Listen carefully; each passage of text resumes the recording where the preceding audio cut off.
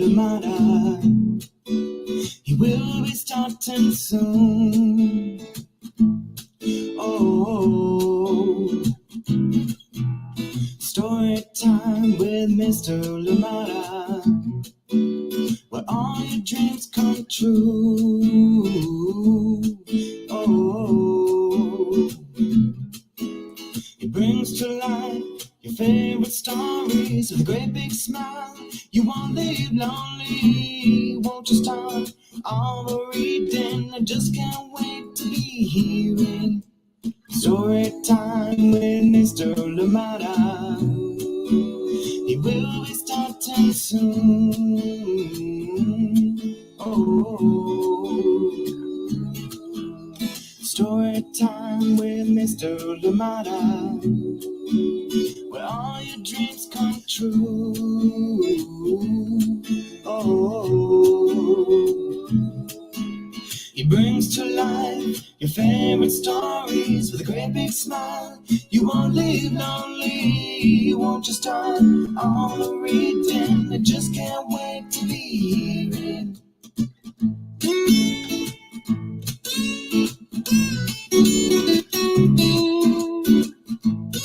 Good morning, and welcome to Story Time. Thank you for joining us. Happy Tuesday. I have to remember it is Tuesday today. Happy Tuesday to every one of you that is joining us today. I am glad you're here. Another exciting week that we have. Many great stories from amazing creators. And we have another great opportunity today to listen in to a power couple creating amazing book. And this one, of course, we're bringing it back. It had to come back. We're here for chapter 2 today, The Konscious Kidz. This one written by Casselberry and Madeline, and of course they are here with us today doing the reading and of course talking about their process and the power of books like this one. Thank you so much for joining in Story Time today.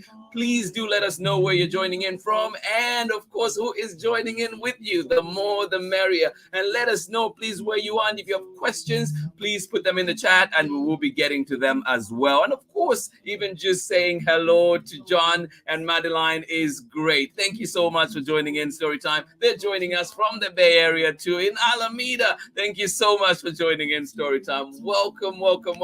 Happy Tuesday. I hope that you had a lovely weekend, and if it was a long weekend like mine, I hope you enjoyed it. I hope your Monday was beautiful as well. Thank you so much. Let us know how it is here in Oakland. The sun is coming out, but it promises to be a cold day today. We've been told to get our sweaters, get everything ready, and so please, if you're in Oakland or somewhere in the Bay, be sure to go out there with some warm clothing, or indeed do carry something extra. Thank you so much for joining in Story Time. Glad we're here together. Absolutely love it. I am excited for these guests today, and I hope that you can join us even for the conversation after the reading as well. And please do not forget too that we have a special event coming up, and this one will be also online and in person. We'll be doing an in-person event. I'm excited about it, and also a little bit, still wary, but I'm excited for it. I think it is very important and it'll be amazing. Please do join us for the Green Book Navigating to Freedom, an exhibition by the California Museum in Sacramento. Powerful indeed. Please do join us. And of course, this whole entire week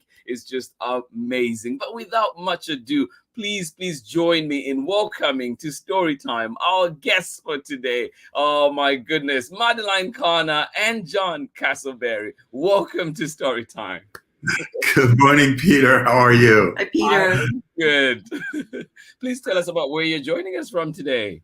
We're in Alameda. We're in Alameda, California, which is Northern California, Bay Area.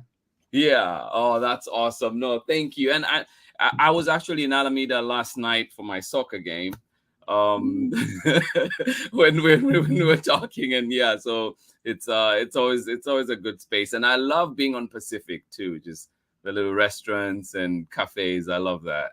How long have you been in Alameda? We moved here. I think the girls were we have twins that are in 6th grade now, but we moved here when they were like 1. We moved from the Lake Merritt, Oakland area. Oh yeah. So we moved over to Kidsville here in Alameda. About 11 years now. Yeah, that's amazing. And also just, we have our amazing people to join us, the amazing Storytime community. And this morning too, Amanda West joining us with Sarah and Nathan in rainy Illinois. And you're saying it is 60 Fahrenheit yesterday and snow tomorrow. Oh my goodness. Isn't the weather crazy right now?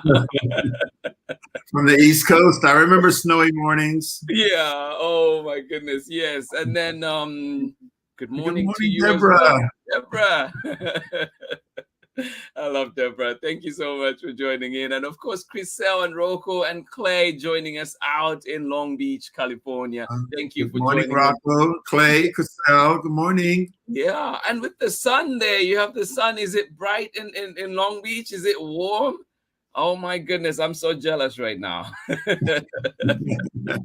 And then we have Tori Gambo. It has been a minute. Good to see you back on Storytime Live. Thank you for joining us out in Bothell, Washington. Good to see you, Tori. Thank you for being here.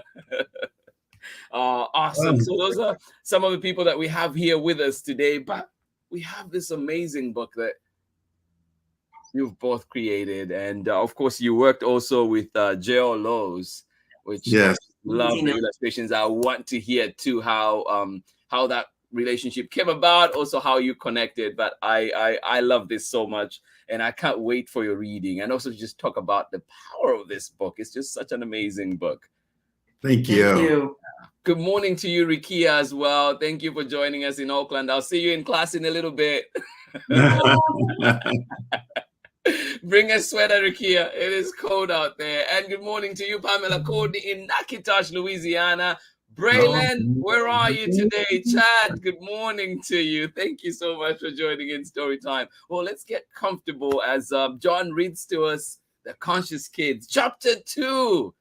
Okay. All right. We'll be back after this for more. All right. Here we go. All yours.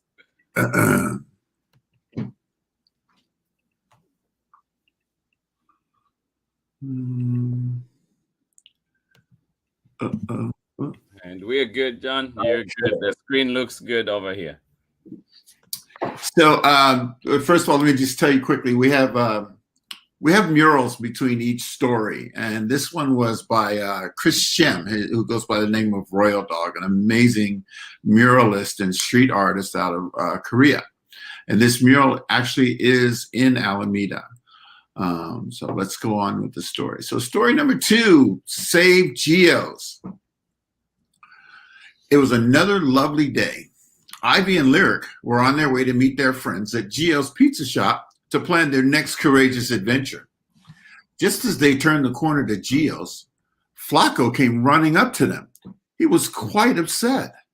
Ivy took one look at him and asked, Flacco, what's wrong? It's the worst thing ever, said Flacco. What is? Asked Lyric. The shop, Geo's Pizza Shop, stammered Flacco, barely able to speak. What happened to Geo's? Ivy wanted to know. Come on, he said, as he turned and ran. They followed him down the street and around the corner where they found the rest of their friends standing in front of the pizza shop. What's going on? Asked Lyric. Look, said Belle, Geo's Pizza Shop is closing for good. Just then, Geo came walking up. Geo, what's going on? Asked Flacco. Hi, kids. Come on in, said Geo. They all followed him into the shop and gathered around anxiously to find out what was going on. Well, everybody, you know the big new pizza place downtown? It's able to sell pizzas for less than I do, Geo explained. A lot of my customers are going there now. I'm not getting enough business to stay open. But Geo, you can't close. We all love your pizza, and we all love you, said V-Girl. Hey, Geo, what if you made special pizzas that they don't have, suggested Pixel. Yeah, Geo. Who says you have to stick to the same as everybody else, said Flacco. I'm sorry, kids, but different ingredients would cost even more. And with business as slow as it is, I can't afford it, said Geo. Hey, Flacco, why don't you tell Geo what we were talking about yesterday, said V-Girl. Well, started Flacco. We were talking about how good the veggies from my garden taste. and wondering why more people don't just grow their own instead of buying from the big companies. Well, kids, I guess a lot of people think it's easier to just buy them, said Gio. Hey, Gio, what if you made pizzas with fresh organic veggies like Flacco grows? Asked Belle. Yeah, Gio. If we go get some for you, would you make us one? Asked Flacco. Sure, kids, but that's not going to be enough for me to stay in. Before he could finish, they were all out the door and running to Flacco's garden. After a short while, they were back with a wagon full of vegetables, fresh tomatoes, zucchinis, peppers, carrots, radishes, and even some basil and herbs. Wow, said Gio. You mean you got all of this from your garden, Flacco? Yeah, my grandma taught me how to grow veggies. So Gio took some of the fresh vegetables and made the kids 2 extra large special pizzas. They were so good that V-Girl and Flacco decided to cut them into small pieces and offer samples to people walking past the shop. Before long, there was a line of people trying to order some of Gio's fresh veggie pizzas. Gio was making them as fast as he could until he was all sold out. Gio, what if we plant a big garden out back? Suggested Lyric. Maybe we could get our folks to help us haul away all the stuff you have back there and turn it into a garden. That sounds great, Lyric, but it would be a lot of work and it would be months before we even produced any vegetables, said Gio. Yeah, but it would be fun, said Pixel. Besides, maybe you got to lose. Well, if you kids really feel like you want to, I actually love the idea, said Gio. So for the next few days, the kids showed up at the shop with rakes and shovels and started clearing out the weeds and the trash. They filled barrels and garbage bags. Then one morning, as some of the kids showed up to continue working on cleaning the yard, there were at least a dozen people standing outside the shop waiting for them. There was Mr. Brown, the garbage man, who brought his truck. Mrs. Lee was there with her construction tools. Mr. Jameson was there from the nursery with his wheelbarrow and gardening tools. Pixel's parents were there. In fact, to their surprise, all of the kids' parents were there. Standing smack in the middle was Pixel with a big grin on his face. Pixel, what's going on? We were wondering where you were. Where did all these people come from? Asked Ivy. I posted an online campaign and word got around. You should see how many hits we're getting. People are even pledging to donate more time and supplies to the Save Gio's Pizza campaign, said Pixel. Isn't it awesome? Is that why V-Girl's been taking so many pictures? Asked Gio. Yep, grinned Pixel. People see how much we're doing on our own and they want to support us. Wow, you kids really seem to know what you're doing, exclaimed Gio. Not really, chuckled V-Girl. We just believe in why we're doing it, so we trust it to work out. So as the kids would dig out weeds and turn the soil, the adults loaded the debris and hauled it away. After that, they planted all kinds of vegetables. They planted tomatoes, carrots, zucchinis, onions, squash, broccoli, and even spinach. Every day, the kids took turns watering the plants and making sure no weeds grew. They put up wire frames to help the tomatoes and added plant food to the water to make the plants strong and healthy. Finally, after 8 long weeks, most of the veggies were ready for harvest. Of course, V-Girl was taking pictures every step of the way, which Pixel posted to the online page they had started. By harvest time, there were many people following the Save Gio's Pizza campaign, even people from neighboring towns. Gio decided it was a good time to expand the size of the dining area and also open up the patio for seating. Finally, Gio's was ready for the big day, the day they had all been waiting for, the opening of the new patio garden.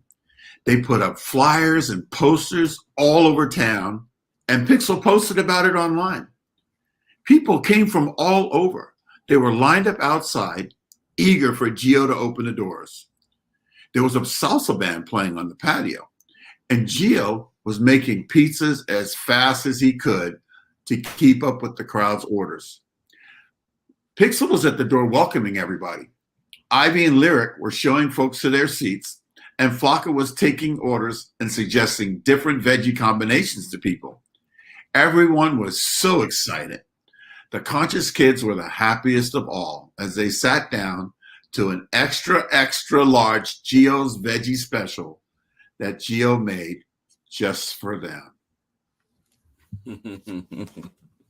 Oh, that was amazing. John, I think we're just going to have you be our resident reader. We'll just be bringing you back. And well, I love reading. It's fun. It's a great way to go different places. Yeah, well, you without even one thing. Space. Sorry, I didn't mean to cut you off, but yeah, you mentioned one thing you love to read. So yeah, what else do you love about reading, apart from taking you to other places? Well, it's a great way to have a view into other lives and cultures, and to, find out how other people feel and think about things. So it's, reading and literature and books are, and of course now, so much is online. So you don't, but I'm a lover. I love books. I love holding it in my hand and seeing the illustrations. And so. Yeah. No, I am, unless I'm pressed for something, maybe that's when I will buy a digital book. But I always try and go and get, just a hard copy. I'm like that too, very much like that. Well, welcome back, Madeline. Hello. Just talking about, just the love of reading. I'm assuming you love reading too. And what do you love about reading? Oh, I think all the reasons why we all love to embrace books and reading is it takes us on a journey through creativity of people's imaginations, and also of real life, people's experiences. Yeah. We're emoting feelings on a page into creative words, and it's just quite a journey for you to pick up a book and go into that space and take that ride. Right, absolutely. And I think too, it ties in with what Nathan here, or Amanda, is saying. With Nathan is I wish you could see the smile on Nathan's face during this reading. And I think that's just powerful, because it is moments like that, right, that sometimes we might not experience in person, but they happen, and that books like yours are touching lives in such a way. So in that too, what inspired this book? So I'll let you take that. Okay. Well, several things. For one, having grown up without seeing characters that look like me reflected in books. Also, we have twin girls, and as they were growing up, as they were very young, we were reading books to them before they could read, and it was a challenge to find books where the characters were the hero and the shero looked like them. And so when we decided that we wanted to write a children's book, it was also, what do we want to say to children? Right.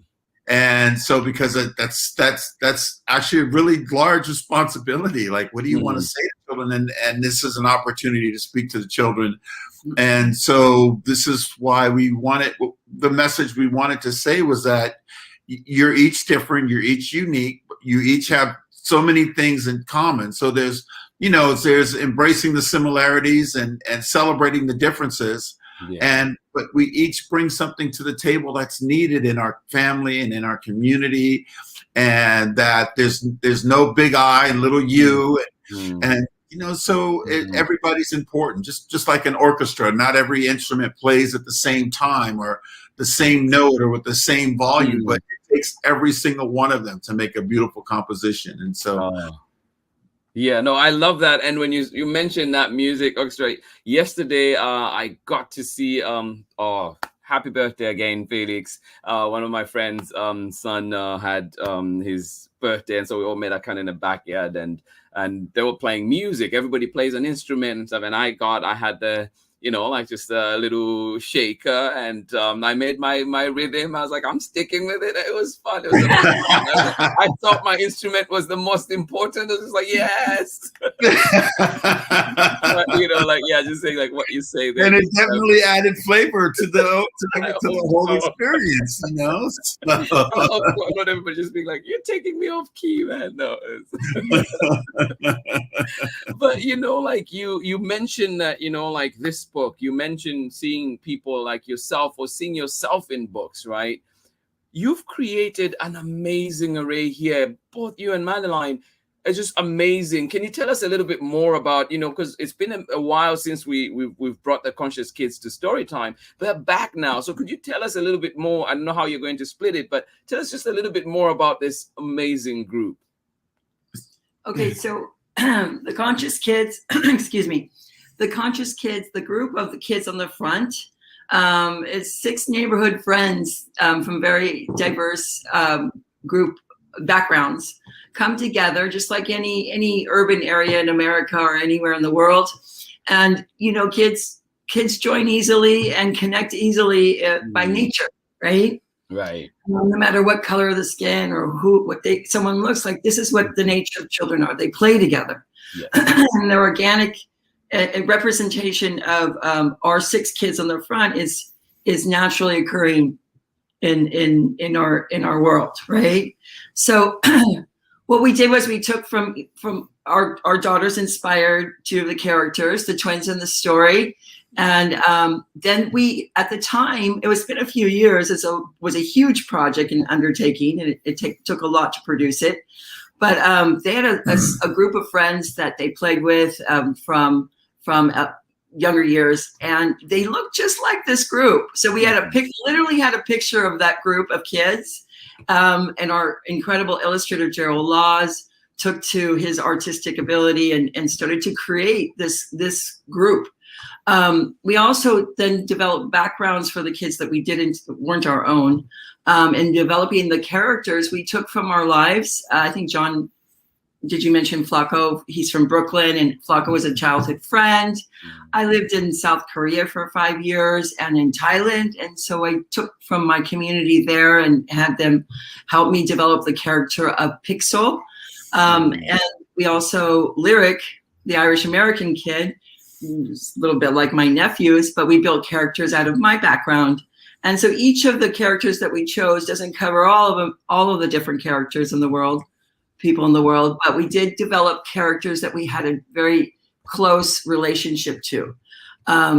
And so there's how our characterization began of the 6 characters. Oh, they are amazing. And I just thought I should show that too, that when you get the book and you have it close, whether it's from your library, please demand that, you know, these books are made available. And so you can see and interact with these amazing characters. But, you know, you touched on, you know, how just kids love reading, playing together, things come naturally, and also just wondering too, you know, like how has this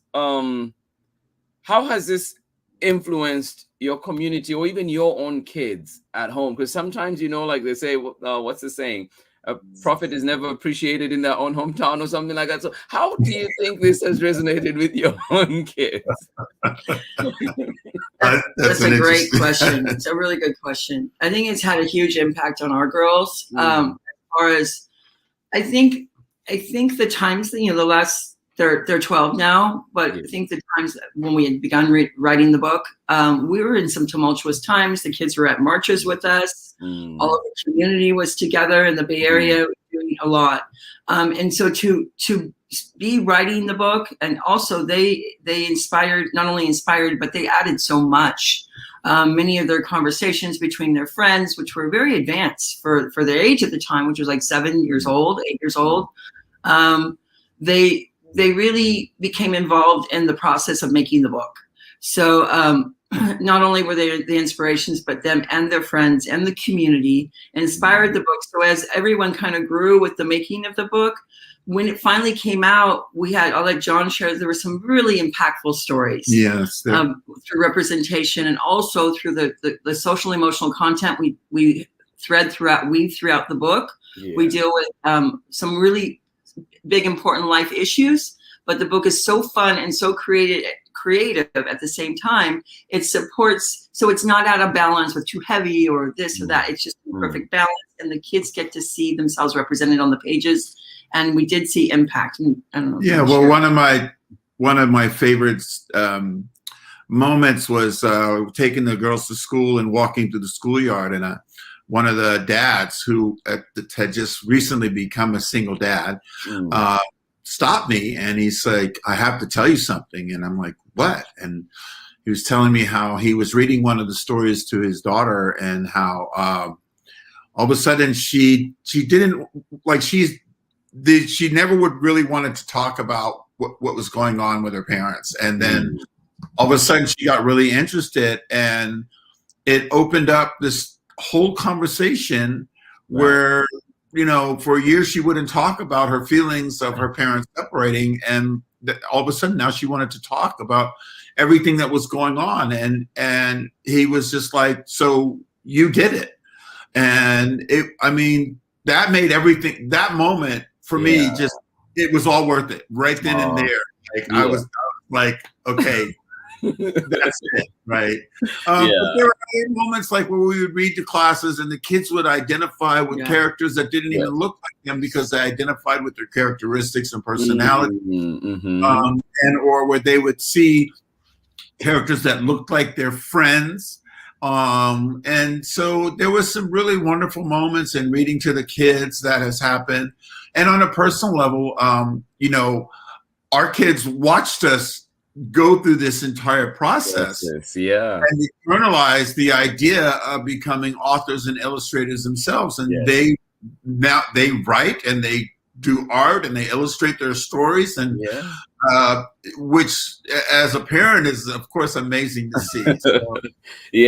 And just, you know, like just a big shout out to you, Simone and Vivian. Just, I think it's amazing. You know, I've honestly, I've been honored. I've been able to, you know, to meet them and just see, you know, just, you see their bubbliness, you see just that joy that they have around them. And just good morning to you. And just a reminder to everybody that is joining us as well, that you're watching Story Time, and we have today John Casselberry and Madeline CONOR, the creators of The Konscious Kidz, and we're just having a little more conversation about the book. We just read chapter 2, Save Geos. And so welcome if you're just joining us. And if you're joining us on the recording, please go back to the beginning and get to enjoy everything, get to enjoy John's reading and join us for more conversation. But yeah, so you mentioned in there, I mean, this book has it all. It has skateboards, it has murals, you know, colorful and everything, and which, you know, like I feel like tagging is one of the things that kids really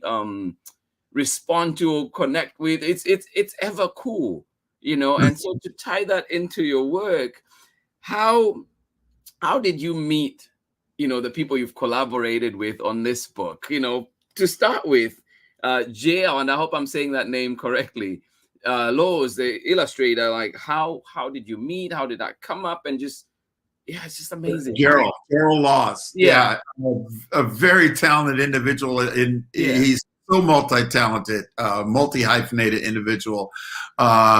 We actually met him. We had been looking for an illustrator for, I guess, about almost 2 years. Just not really finding, you know, what we wanted, who we wanted, because it was important to us also. And this was so guided that everybody that came on board was so aligned with our purpose. You know, it wasn't just about creating a book, but with what they were so aligned with our why. And we met JERL through a friend who at the time was actually illustrating his daughter, she was 7 at the time, and wrote a story and was illustrating her story, and he showed us his illustrations, and I was like, I really like this. And I really liked and we really liked who he was, in as much as his spirit, if I, you know, is the best way I guess to say it. And so we worked very closely together on every single image, was painstaking in as much as, you know, like Madeline was so good with dressing the kids. And JERL would bring so much, like in the beginning of the story where you see Flacco running, you know, JERL would layer these little subliminal messages in some of the illustrations, like, you know, for example, Flacco's wearing a hoodie, holding a bag of Skittles, and he has on his sweatshirt, it's the number 3, and it says Vaughn. And he goes, "Did you notice that?" I'm like, "Yeah." He goes, "It's Trayvon." And I was like, "Oh, wow." Yeah, no, and like he puts all these positive messages embedded into his artwork, and so to make it vibrant and make it relevant to things that were going on. And the muralists, where we were scouring the internet and driving up and down streets and asking friends to send us pictures of murals that they liked, resonated with, all across the country, from New York to LA to Detroit. And so when we would find a mural that we felt resonated with us in the story, we would find out who the artist was, contact the artist, tell them what we were doing, and of course ask them for permission. And when every single artist that heard that, once we told them what it was about and what the story was, they were like, yes.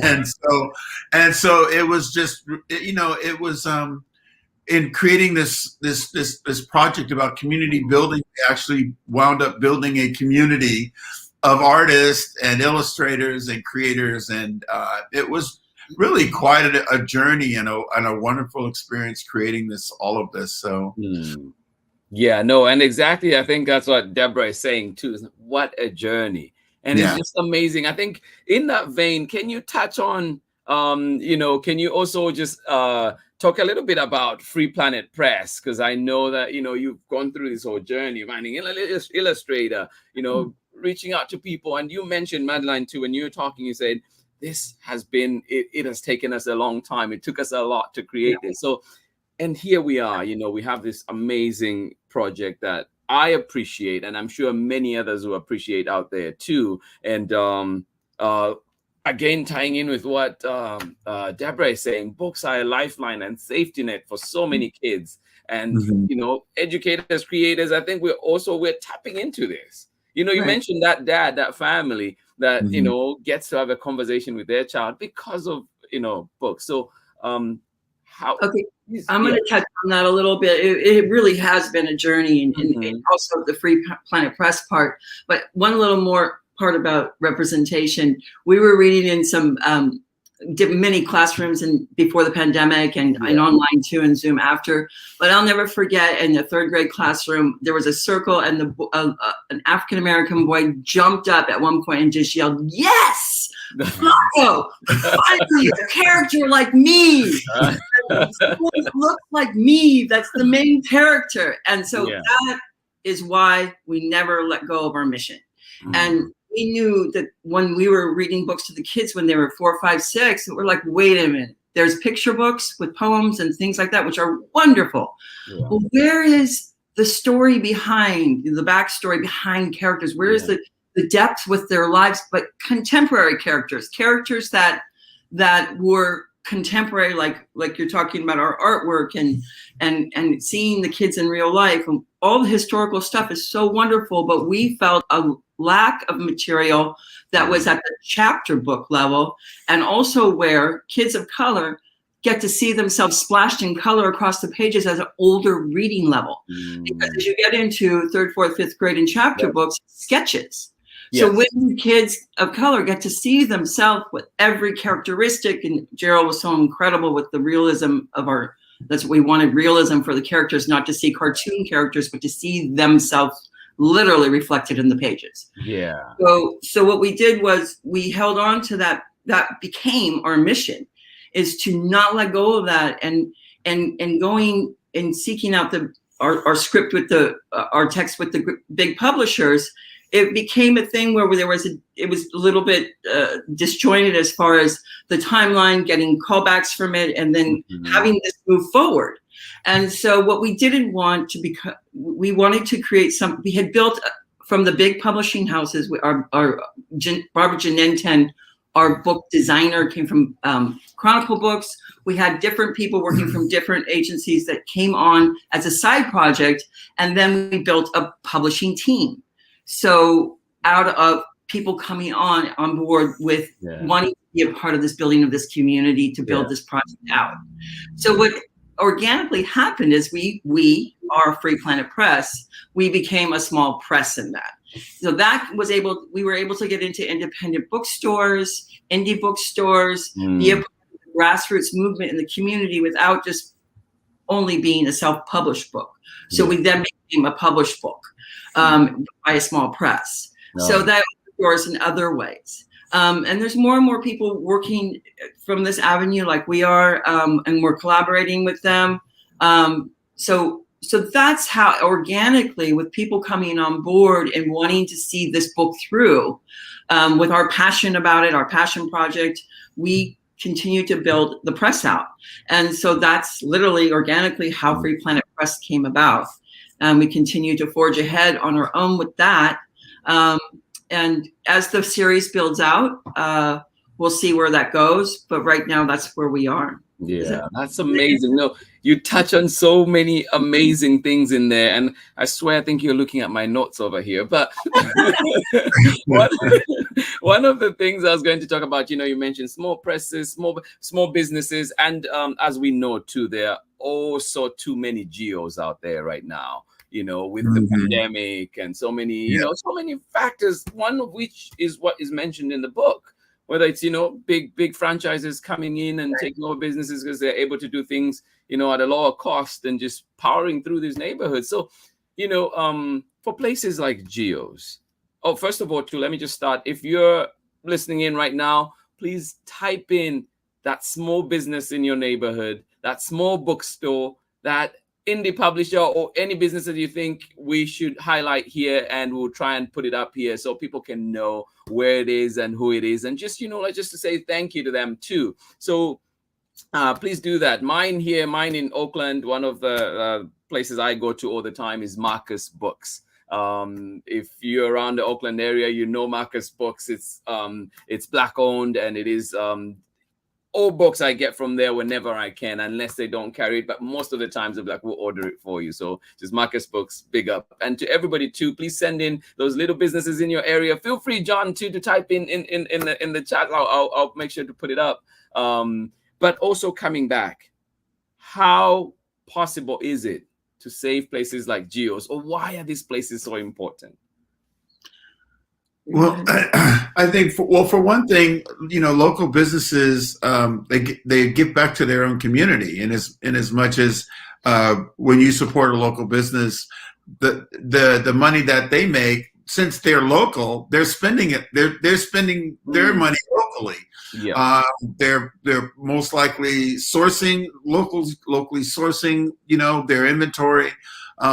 And it just builds their community. It's, you get to know the proprietors of these small businesses, and you get, that personal touch with, So I think it's, if you strengthen, the expression I love is that the tide raises all boats. And so when you strengthen, if we want the world better, we start where we're at. And if I improve the things around me and you improve the things around you, we're making the world better. So I think that's one of the reasons, just for, when we wanted to talk about, I think we also wanted to talk about the humanity of community, and how communities are stronger when they work together. And that was an underlying message of the whole story, is about working together and about appreciating each other and being the gratitude for each other, like appreciating your differences. Like, I don't need to be Peter LaMotta. There's already a Peter LaMotta, right? And so that's wonderful. So I need to do what John needs to do, and then when we do this, when Madeline does what Madeline does, and it's this combination and this collaboration of spirit that creates these beautiful moments for us. So Oh, that's amazing. And I just want to know, thank you, Rikia, for sharing 2 Marcus books. Absolutely love them. One of the things that you have in here, of course, is your dedication in this book. And I think every parent listening in out there, everybody listening out there, this will resonate.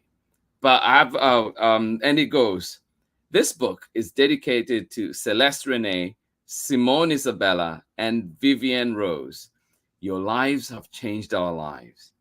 You inspire us to become the best versions of ourselves. You're pure love and light. Stay conscious. And I just love that too, that you mentioned that how your lives have been changed and inspire you to become better versions of yourselves. And I hope this is what this book does to everybody that reads it out there. It's definitely done that for me. So in addition, you also have this child. So how have all those changed your lives? Huge. It's huge. Big question. It's a wonderful question. Just in a moment's reflection on the children of the world and our children, you know, they come in so pure. They're born here, and the mystery of life and birth, and they're light. They're pure light. And I think with our world the way it is, and us struggling for some kind of harmonizing where we're not at, these little beings that come in all balanced and harmonized, we start to wreck that because of our inherited traumas, because of the trauma that we are trying to undo. At least in the generation that John and I are from, we're trying to recover from our own childhoods, so to speak. I mean, I think everyone, that's for everyone, goes without saying. And so we recognize that we weren't there, but we're always a work in progress. And the book has become, we didn't arrive as conscious parents, we're becoming. It's a state of becoming. Our kids came in conscious. The kids in the world come in conscious. But us as adults, we're in a state of becoming. And when we become more aware of that and become more humble, whether we're teachers, educators, or parents, being able to own ourselves, let our children know that we are a work in progress, but to still hold, still be the guides for them that they need. It's a delicate balance of harmony and power and empowering. And so I think that is truly what we have is our mission, is to keep the light lit, keep the spirit lit in children, our children too. And that means a lot of, the book is, The Conscious Kidz is a guide. It's for life skills. It's guiding principles. Each chapter is a container of a guiding principle that a story unfolds through. And it allows all of us to come together to look at truth, to look at what and cherish what we have in front of us. You as a teacher, us as parents, we are here looking at these beautiful, bright beings, and we're all going through a tumultuous time. But always there's flowers when there's weeds. Always new growth, and we want conscious kids and our kids and all kids to have that opportunity. And we have diligently given with this project and held on to it so that we can be a foundation for building more books in the series, and also for being a foundation for healing, really, truthfully, healing. Peter, one of my favorite quotes, and I'm gonna completely butcher it probably, and I don't know the author either, but I saw it once, and it said, maybe it's not about becoming anything. Maybe it's about unlearning the things that keep us from being our authentic selves, like who we were meant to be in the first place. And it's like, and Madeline reminded me of it when she was talking about, babies are born complete, like they here, and then society kind of like beats us down. Yes. You use this car, and you better use this toothpaste, and that's what your wife or husband needs to look like, and no, true. It is true. Yeah, there's so many things that are coming to mind right now that I can pull from, and it's saying that exact message, John, that you just said. And thank you. Yeah. And I like Deborah is saying too, like, have the conscious parents work in progress. I think That is powerful there. It is a process. We cannot feel like we've arrived, right? So you mentioned in there too, one of the things you highlight, of course, is kid power. And I love this, just observing, I mean, looking right now at all the kids that are out there just doing amazing work. And just a few weeks ago, we read here The Art of Protest, and it highlighted some of those kids that are talking about, climate change and gun violence and all these different powerful things that they're tackling, and they're kids. And then too, it took me back when we were reading that to think of, say, when Good Trouble, started, he was young. Dr. King, you're talking of Yes. 20s and so on. You talk of so many of these protests, like, yes, we come to know them as, larger than humans when they've grown, but we forget where they started and forget how young they were, or even how young they died for different causes. So just thinking about this is like, how special and how possible is it, and how special is kid power? Well, so kids have a lot of, and like you just mentioned, everybody there's so many pivotal moments in history, and more often than not, it was students that ended the Vietnam War. It was students that made these changes and these monumental changes and pivots in history, and so we wanted kids to know that you are the change makers. Like it's you. So we often talk about leaving our kids a better world, but I think we also want to make sure that we are arming them and tooling them up to not only be able to change the world, because they are going to change the world, but to understand that power and to empower them with their voices and direction so that they change it in a positive way, because they will change it. But the question is, how will they change it? So I think, the thing about kid power is that children are so powerful, I think what happens is they just, as time, learn better how to express what they're saying, but they come in with these powerful ideas. I sometimes often call babies like new teachers, because it's almost like they come here with a message and a lesson for us sometimes. Yeah. That is amazing. I think this is a generation right now, not to say not the college kids, but the youth, elementary, middle, and high school right now, they're in a time like with the shootings across America at high schools and in campuses and stuff like that. And, all the things that have happened the last few years that they've been witness to, and to have to let your, 5-6-year-old know that due to the color of their skin, they're at risk on the streets from and even people wearing uniforms. These things and these conversations that you have with your children are so heartbreaking. And to see that they don't become hardened by it, but that they have a voice and take action is happening right now. It's been happening when our kids were in 2nd, 3rd, 4th grade. They were writing poetry on their signs for the marches, and was the capture that they wrote was unbelievable. I'll say forever. And that voice that we allowed and supported to come out, that is showing up in creativity. It's showing up in just straight up standing up for myself, but it's empowering youth. And the more and more literature we have to empower youth at a younger age, with more adults like us, being guides to it, I think that we have really a powerful, empowered generation coming up of children. Yeah, and the world is out. Amazing. I see it even just in my class. We've done protest art, and you see them create all these amazing things, and next they're doing a song. It's like, how did you even come up with that song? How did you even do this in a space of 40 minutes? So it's just amazing seeing that.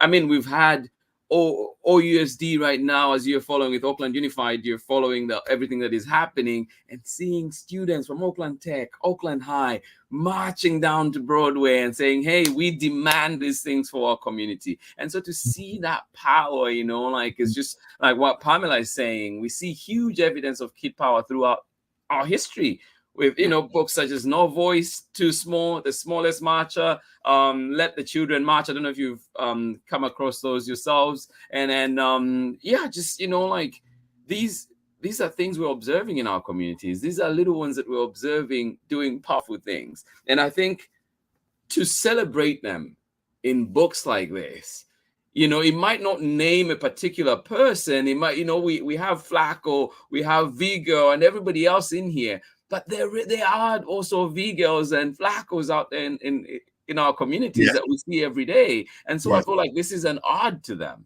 you know, and it's just such a powerful book. In closing, you know, like this, you two, I could talk to you forever. You know, hopefully we have you back here, you know, like hopefully we have you back here on Storytime for more. But just in closing, like how do we find you? Do you do author visits? Do you, you know, like, how do people find you? And also, just where and how, just please plug in, and then to like just any parting messages with anybody that is listening in right now. And of course, those that will be joining us later too. So locally, we're in Books Inc. in Alameda, and in a couple of the Books Inc.s across the Bay Area. Also, you can, that's our website up there. All indie bookstores. All indie bookstores. That's our website up there, consciouskidz.com. Also, freeplanetpress.com. You can reach out to us directly. We also have some books on Amazon. If you go to the website, actually, there's a link there that will take you to where you can order directly from Amazon. And you can contact us directly. Please feel free to contact us directly. We're always happy to come to your school, to talk to the kids, to read to the kids, to work with caregivers and also with educators, and to talk about this mission that we all share. You know, that we're all, it's, you know, it's on all of us to not only to create a world for these kids, but to empower them and guide them and to help them find their voice, and not to tell them what their voice is, but to help them find it and listen to what they have to say, you know. So, and yes. That's awesome. And Peter, this was amazing. We love this. Thank you. So honored to be with you in your space. Thank you. We've been enjoying your story time for some time now, and so we're really happy and honored to be here with you. No, absolutely. Thank you so much. And Pamela Courtney, you know, just thank you, Pamela. Hugs. Absolutely love Pamela, and of course, the kids with her too, Braylon, Chad, Kavaya. Even though you're not here with us, we still, you know, like, I hope your new place is good. I hope your new place is good. But yeah, Pamela is from Natchitoches, Louisiana. Before we go to, I know that the original cover is this, but you have some swag around it. Yes. This book never gets cold. Yeah, when the pandemic came out, we definitely made a tribute to essential workers. Yes. And JERL put masks, our wonderful artist JERL Laws. And if you can see that. Yeah, let me just put one of us on so we can see that. Yeah. See, Pixel has on his mask, and I love what JERL does. That's the Black Anthem on Pixel's mask. Oh, so just all those little things, you know, and the Irish kid being the ally, and it's just wonderful. Yes. But that is on our website. If you reach out, we can get you one of those wraparound covers. We made this as a dedication to essential workers, and we wrote a dedication for them on the back. This book is dedicated in loving tribute to the many families who have lost loved ones during this unprecedented year. In homage to the hardworking, dedicated essential workers who put themselves in harm's way for the undercompensated and inadequate recognition of the immensely unquantifiable value of their efforts. Our global society owes you a debt that can never fully be repaid. This is offered as a token to celebrate your humanity, compassion, community spirit, and the exemplary demonstration of the guiding principles we strive to embody in our characters. We, the authors and creators of The Courageous Adventures of the Conscious Kids, wish to extend our deepest gratitude to you for your sacrifices and continued service to us all. Oh, that is so beautiful. John, if you can, please share that, and we will repost. We will absolutely repost that message, because I think it definitely needs to be out there more. And just, so feel free, if you do anything, please just tag us, and even if it's just that message, so we can share it out there. It's just so powerful, much needed, and so many big topics that you share in there. Like Pamela says, like just blessings to you, and thank you for joining us on Storytime. Thank you, everybody that joined us. This conversation is not over. Want to do it again? Yes, so absolutely. Oh my goodness. Thank you to everybody that joined in. These were our special guests, Madeline and John Casselberry, joining us today, and of course just sharing the Conscious Kids. Amazing. And of course I put my cover back on, the jacket on, just to show up. Big up to you, Vivian, as well. And oh my goodness, why am I blanking on Simone. Yes. Simone. Thank you so much for joining in Storytime. I'll catch you on the other side. Thank you. Oh my goodness. Everybody that joined us today, that was John Casselberry and of course Madeline Connor joining us from right here in the Bay Area and doing amazing work. Thank you so much for joining in. This has been Storytime. Please find their book where you find books. Find them at their press. Yes, find them on their website, and it is freeplanetpress.com, and all the different platforms that they're on. Instagram, which is at Conscious Kids, and of course on Facebook you can also find them at The Conscious Kids. Thank you so much for joining in, and of course not forgetting consciouskids.com. Thank you so much for joining in Storytime. It has been a pleasure being here with you as always, and I look forward to another amazing reading tomorrow, another one that will be thought-provoking, and this one is Loving versus Virginia. Join me for this one, a powerful book indeed, and we'll be reading this one tomorrow, excerpts of it at least, and then hopefully we can get into conversation about that as well. Thank you so much for joining in Storytime. I absolutely appreciate each and every one of you, and I hope that you have a lovely day out there. Like John and Madeline say, stay conscious. Please, let's play our part. It might seem small, but it is mightily important that our communities see us, that we show up, that we turn up for our communities. Thank you so much for joining in Storytime. Much love from me as always. I will see you again tomorrow, God willing, with another story. Please be well, stay healthy, please follow the health guidelines, and we'll see you again here on Storytime. Much love to you. Happy Tuesday, you and your loved ones. Thank you for being here, and thank you, a big thank you indeed to our guests for today. Absolutely love it. Yes, if this doesn't inspire you today, please look out. There are many chapters in this book. Go back to it and look at it, because it is just that powerful. Thank you for being here on Storytime. Much love. I will see you again tomorrow. Bye-bye.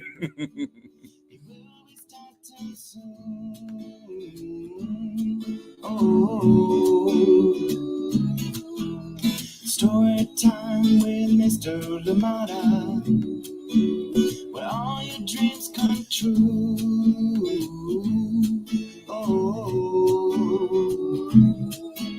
He brings to life your favorite stories with a great big smile. You won't leave lonely, you won't just start on the reading. I just can't wait to be hearing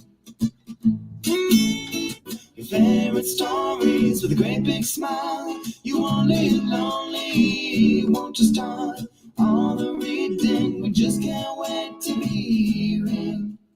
Brings to life your favorite stories with a great big smile. You won't live lonely, you won't just start all the reading. We just can't wait to be hearing.